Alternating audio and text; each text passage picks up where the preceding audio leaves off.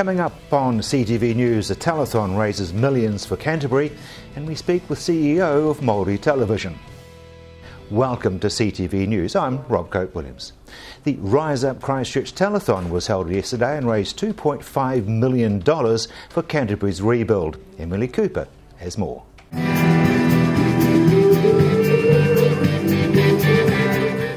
Yesterday, 3 months after the February 22nd earthquake, Rise Up Christchurch telethon raised more than $2.5 million for the rebuild of Canterbury. The event's hosts included supermodel Rachel Hunter, TV3 anchorman Mike McRoberts, Brooke Howard-Smith and CTV's own Kaneta Knight. Kaneta says she loved the experience. It was awesome. I loved it. It was such a good day. It was a day that, all of New Zealand could enjoy. It wasn't just about being at the venues. It was about, you could watch it on television, Maori TV, CTV. We all played it. It was a really good day, and so many exciting things happened. It was a visual feast. The day involved music and fashion at the CBS Canterbury Arena.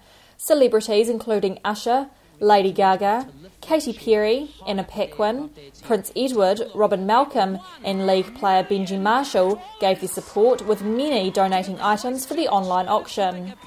The Feelers, Op Shop, 660 and Kids of 88 also played at the event, and there was a fashion show that included Nikki Robinson, formerly Watson, Sally Ridge and New Zealand's next top model Danielle Hayes. Kaneta says she thinks the day was a huge success. I think it was very successful. If we think of the last telethon that was on, I believe it was, they raised about $1.2 million, and that was over 24 hours. So this was 12 hours, 9 a.m. till 9 p.m, and over $2.5 million was raised, so highly successful. After Kaneta saw there was going to be a telethon for Christchurch, she wanted to be involved. We had a lot to do with the initial Facebook page setup of the Rise Up Christchurch Facebook page, and we had a lot to do with that. I think it was good, really good to be involved, because it was a place, our Facebook page was a place that people could go to in the days, the hours and the days, in the weeks following the earthquake, a place where people could just go and just find out more information. And the telethon has kind of been like that. I mean, when I saw the telethon was coming up, I actually Facebooked Brooke. I didn't know him. I Facebooked him and said, "Hey, I think you should call it Rise Up Christchurch." And he's like, "I love your page." So we went up to Auckland. We had a big chat about it, and in the end, they called it Rise Up Christchurch. So really, really happy with that. And it was really good to represent the CTV as well. So yeah, it was good. The $2.5 million will now go back to the rebuild of Canterbury. It's coming to Christchurch, obviously. I think it's going to the Mural Fund, but it will go towards the rebuild of our city, because we need some help. But it is, as people keep saying, it's all about taking the time to rebuild properly, rather than just putting a band-aid over the problems that we have at the moment. And Kiwi band Op Shop dedicated a song to CTV.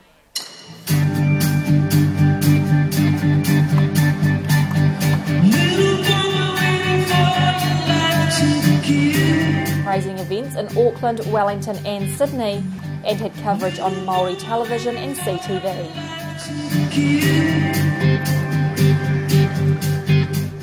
And CEO of Māori Television, Jim Mather, says he's thrilled that his channel could help. It was a pleasure for us to actually bring our support to bear, because for us it was really important to refocus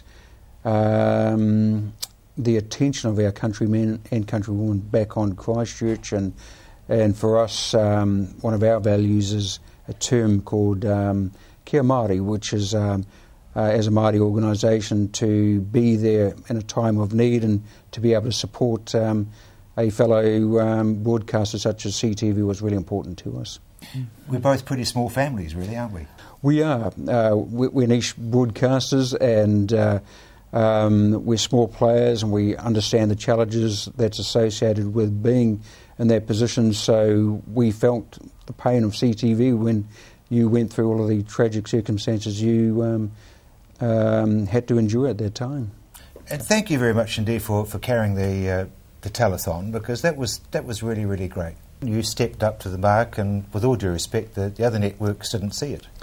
Well, we were always prepared to work with the other commercial broadcasters, and that was the original intent. when it became clear that they weren't able to follow through, we were very happy just to continue on. And I will say that I was pleased that there has been cross-network support in terms of personnel and technology and transmission links and those sorts of things. But regardless of whether that support was there or not, we were going to back Christchurch. And thank you for carrying CTV on your network, Māori Television, because there's a lot of whānau and friends of Canterbury people who want to see it nationally. Absolutely, Rob, and for us, we had that transmission space available, and we thought it was important to give you guys a sense of support from where we were up in Auckland, and also to provide the CTV programming to a national audience. I think it's important for us in other parts of the country to actually understand what the Canterbury Christchurch perspective is on, the issues you guys are facing, rather than what the mainstream national broadcasters are telling us. So we're really pleased to be able to support CTV. And of course we've got a new fan for our news in the form of you being Jim Mather. Oh, absolutely. Every morning I watch the rebroadcast of your news service at 8 a.m. on Māori Television. And last week I was just really moved by the special coverage that your news team did on Christchurch. I thought it was very poignant, actually, the 17-minute special. And I just sat there amazed at some of the shots and thought to myself, Māori Television was doing the right thing by helping you guys. A Japanese-based shipping line has named one of its vessels after Littleton to recognise the port's efforts in getting back to business quickly after the February quake. Samantha Rurley stepped on board the NYK Littleton. The NYK shipping line normally names its vessels after stars, but in February another name shone out. The company decided to rename its newly chartered ship after Littleton to acknowledge the port's efforts in getting its core operations back up and running just 96 hours after the 6.3 magnitude earthquake. The ship is one of the bigger ones to visit the port. It's 230 metres long, 32 metres wide, and can take up to 3,500 standard-sized shipping containers. Well, she was previously named the CSAV Rahui, which really didn't have any connections with New Zealand. So we had decided to rename her, and we had a competition amongst our staff in New Zealand and some of the people in the trade side of things in Asia.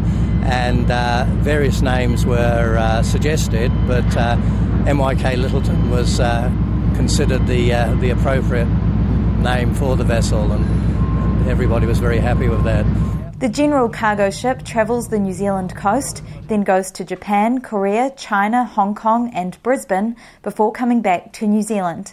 Today the shipping company, port staff and customers had a tour of the ship, which includes a hospital, pool, gym and table tennis room. Well, this is an event that we have the NYK Littleton, first time called the Port of Littleton.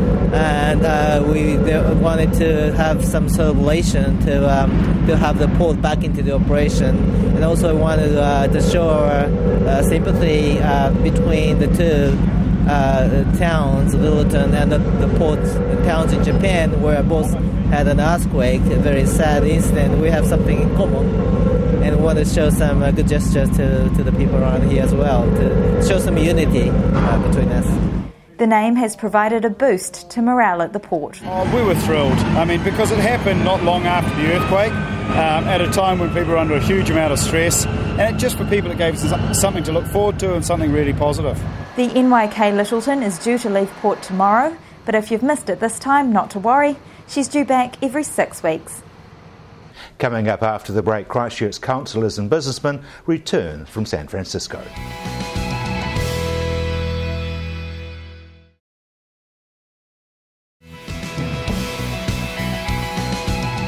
Welcome back. A group of councillors and business people have returned from a trip to San Francisco, but there was strong reason for their trip which should help everybody living in Christchurch.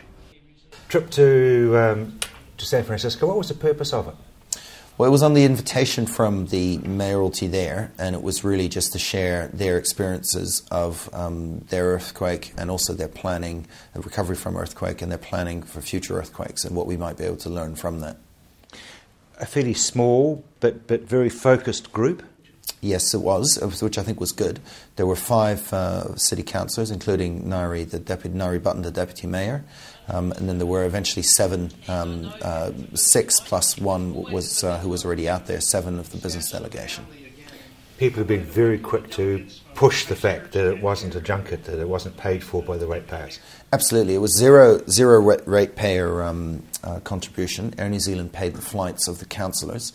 The business people paid all our own travel arrangements and hotel. The councillors actually paid their own hotel and local travel as well.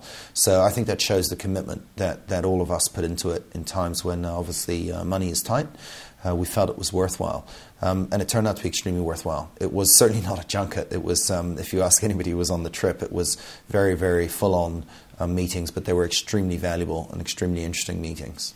Who did you meet up with? Well, we met with a variety of people, but we met with some of the world's leading experts in disaster recovery. So we met with, for example, Doug Ehlers, who's from the Harvard Kennedy School of Government, consults to a lot of governments around the world, very involved with Hurricane Katrina recovery, works with the city of San Francisco. He spent 2 or 3 days with us. We met with, from the mayor of San Francisco down, his whole department heads, their whole emergency planning team, where they have a very serious emergency planning department, all their planning and building people. We met with the mayor of Berkeley. We met chambers of commerce from Berkeley and San Francisco. There were also other people involved in sort of planning and disaster recovery, other academics, people from the California Department of Transport, Caltrans. So it was a very broad spectrum of people involved in kind of all aspects of emergency planning, emergency reconstruction, earthquake retrofitting, business, finance.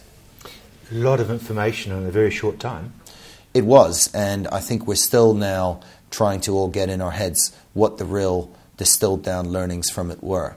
We're meeting together later this week, the whole group again. We're going to have a bit of a time first, I guess, to think in our own minds what the key learnings were, and then we're going to sit down and kind of try to brainstorm what we think maybe the sort of 5 key kind of bullet point type messages were, because I think the key is that we're able to distill that down in a way that we can communicate easily to our various other businesses, other members of the community, via the media, obviously councillors, to their colleagues and other people in the council and government.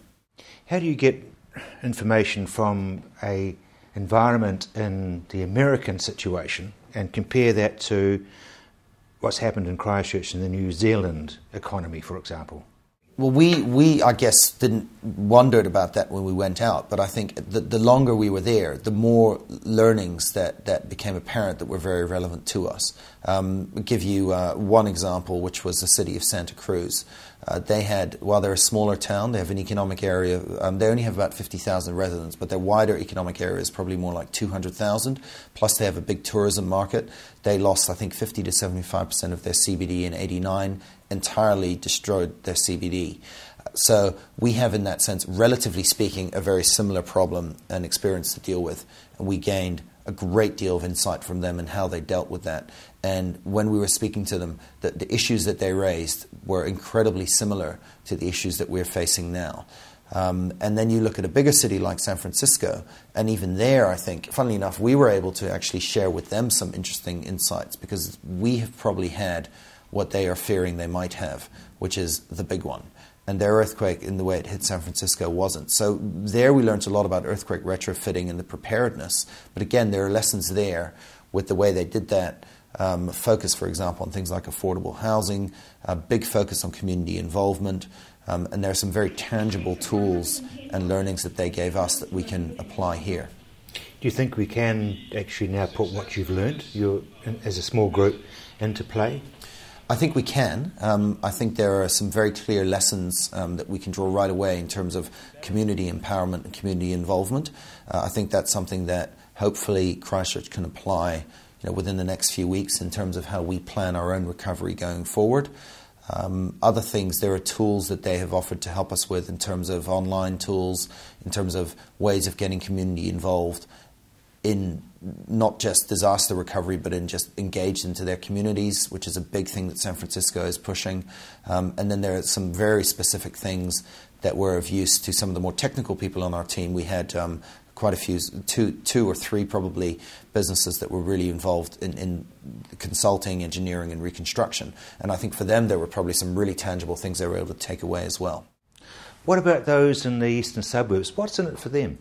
Well, I think it's the same sort of thing, that they need to be very much part of the recovery and the conversation and the planning around that. They need to feel that they are part of the future of our city. Of course they are part of the future of our city, but they need to feel part of the decision making behind that. And so what happens from here? Well, I think from here we all sort of distill this information. I think we certainly through the media, so talking to, this is an example, talking to you, also through the Mainland Press, our newspaper. We will be doing a series of follow-ups on this and hopefully have the opportunity to talk to you again about this as well, Rob. I think now it's just the beginning of trying to apply these learnings. There are some people from there that we would like to bring back to Christchurch. There's probably two in particular that we're looking at. So I think there are some tangible follow-ons that can really help us learn from them. And there's also going to be some online resources that are going to be made available in the next few days. For you, is this likely to fast-track some of the things that need to happen? Well, I think that's a matter of the political will and the way that these learnings are interpreted. I think certainly from the business side, there will be a different approach to how the business community should be involved in the recovery. I think it's a discussion that needs to be had, but I would hope that this will have a positive impact on how we recover. And the Christchurch Rotary has donated dictionaries to the Addington primary school pupils. Christchurch Rotary has donated some much-needed dictionaries to Christchurch school children. Last Friday, students from Year 3 at Addington School were given personally inscribed books. Each of the Rotary clubs in Christchurch have a responsibility to certain schools, and Addington is the school that we have an association with, and we try to help them as much as we can. It's our responsibility then to try and help them as much as we can. Ray believes it will benefit this age group of children aged around 8. Well, I think perhaps this age group was selected because it is an age group where they will be using dictionaries probably for the first time, and fortunately the dictionaries you can see how enthusiastically they've been received, and the children certainly do get a lot of benefit from them. So it's an age group thing, I think, more than anything. Tell me what you like about the book. Well, I think it's very colourful, and our ones in the classroom are very mucky, so I think these ones are better. You can learn new stuff about it. It's colourful, and it's got lots of pictures in it. Well, you can find different pictures and stuff, and it helps you learn. And when we do our frogs, we don't have to use the Year 6 and 5's dictionary books. We can use Year 4's. They've got lots of pictures, and so in frogs you do lots of pictures, and so you don't really have to read the meaning. You can just draw the picture. There will also be a presentation to St Albans School next week. Canetta Knight spoke to Labour MP Leanne Dalzell about how the budget will benefit people here in Christchurch City. Well, I think for Christchurch there is some good news, and I'm not going to be political about this. I think it's important that we do set aside a significant sum of money in order to ensure that we can rebuild Christchurch. There is obviously going to be a gap between that which is covered by insurance, that which is covered by EQC and ACC. There are going to be significant other costs, and the billions of dollars that's going to require are catered for in this budget. So the money's there, and Mr Brownlee now sits at the top of the SERA organisation, the Canterbury Earthquake Recovery Authority, as the responsible minister. He's been given the money in the budget, and now he's really got to get on with the job. Did you expect so much money to come to Christchurch? I felt that it had to happen. I do have some concerns about some of the other decisions that the government has made, because I feel that there's been a bit of a Well, I don't know if people remember, but when they sort of cut the tax rates last year and did what they called a tax switch when they put the GST up, there's a little bit of a switch going on here, and some of the surpluses that they're banking on in the future are actually about selling down some of our assets. And I feel very uncomfortable about Christchurch kind of being used as an excuse for, maybe putting ourselves in a difficult position in the long run as a country.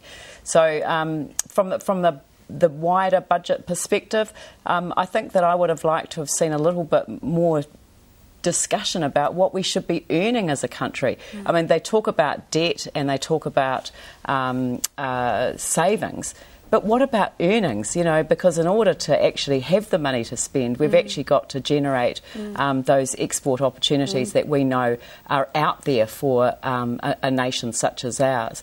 If we don't have an export-led recovery, then I think that we're going to find ourselves in very difficult times in the future. So I personally think that we should be using this opportunity that we have in recovery in Christchurch to look at wider economic recovery issues in the country.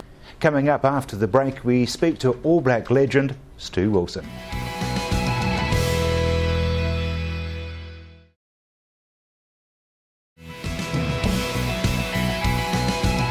Welcome back. Canetta Knight spoke to an All Black legend Stu Wilson on City Life about Canterbury rugby. Lancaster Club. Yeah?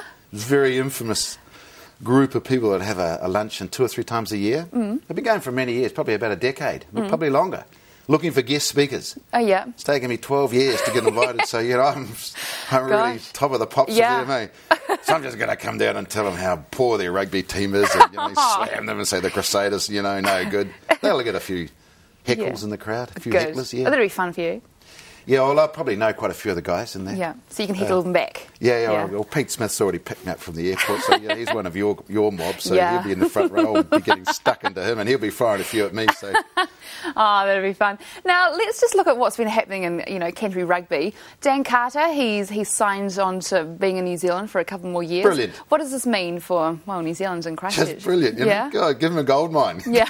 Whatever he wants, just give it to him, who cares? Yeah. I mean, he's important, because he drags in a few more dollars with the sponsors. Sponsors have a look and say, right, shall I re-sign with the New Zealand Rugby Union? And they say, we've got Richie McCaw and Dan Carter all lined up for another 4 years. Oh, that's great, because they're the stars. There are superstars and not so starries. Yeah. And they're important to our game. Kids look up to them, I just say, hey, New Zealand Rugby Union, well done. Yeah. You've had a few clangers, you've made a few stuff-ups, but this is a cracker. You've kept Carter, and it looks like you've kept Richie McCaw in for another 2 to 4 years. That is good for our game. Now here's Tom with your weather. Good evening, Canterbury. Well, hopefully you've had a fantastic day and a great start to the week. Let's take a look at the weather. A northerly airflow is spreading over the South Island ahead of a trough of low pressure in the Tasman Sea. Humid air along the coast brought areas of low cloud and fog to the region this morning, with high cloud from the trough above. Let's take a look at the weather for tomorrow. Kaikoura. High cloud increasing during the day, with northerly winds freshening up in the afternoon. Tonight's low is 8 degrees and tomorrow's high is 17.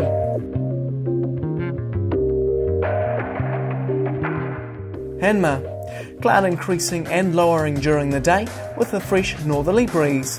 Tonight's low is 8 degrees and tomorrow's high is 17.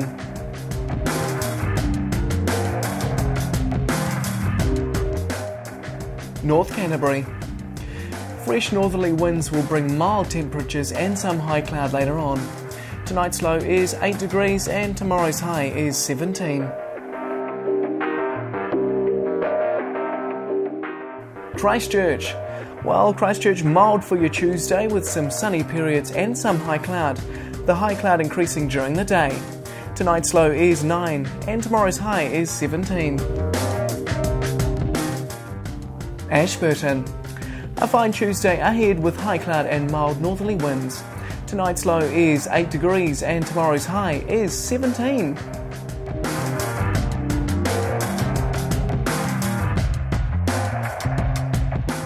Timaru. High cloud increasing during the day in Timaru with northerly winds freshening up during the afternoon. Tonight's low is 8 and tomorrow's high is 17.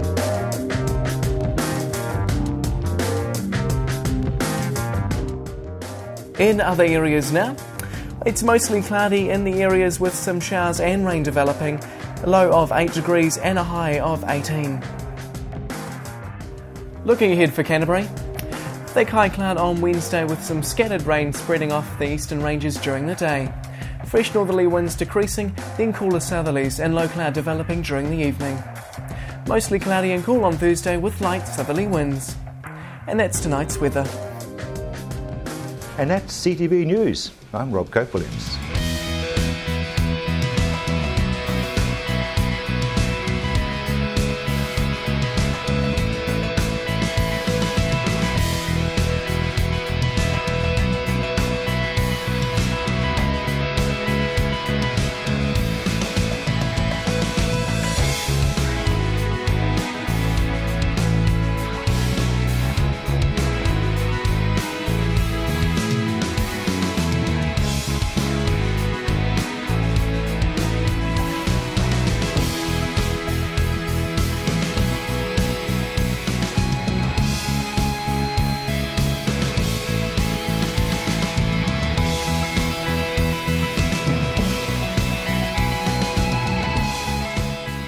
Supporting local content so you can see more of New Zealand on air.